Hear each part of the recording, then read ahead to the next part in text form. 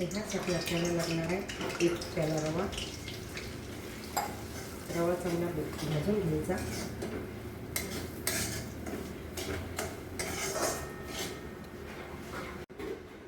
नमस्कार, मी अरुणा किचनमध्ये आपलं खूप खूप स्वागत. आज बनवू आपण रवा बेसन मिक्स लाडू. त्याकरता लागणारं साहित्य बघू.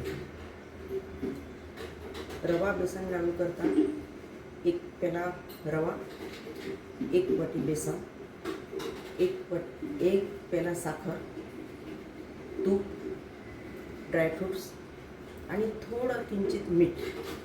कुठल्याही गोड पदार्थात मीठ घातलं तर त्याला चव चांगली येते. विशेष म्हणजे दुधाचे पदार्थ वगळून. आपला रवा अर्धवट भाजून झालेला आहे. आता आपण त्यात टाकू बेसन.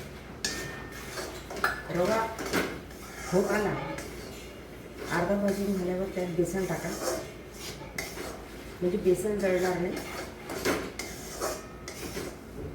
आणि लाडू छान होईल. आता आपण इथे पाकाची तयारी करतो. त्याकरता लागेल आपल्याला साधारणतः 1 पेला साखर आणि अंदाजे अर्धा पेला पाणी.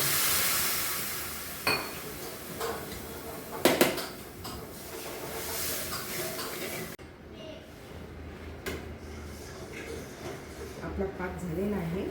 आपण आता याच्यामध्ये जे केलेलं मिश्रण आहे ते ओततो.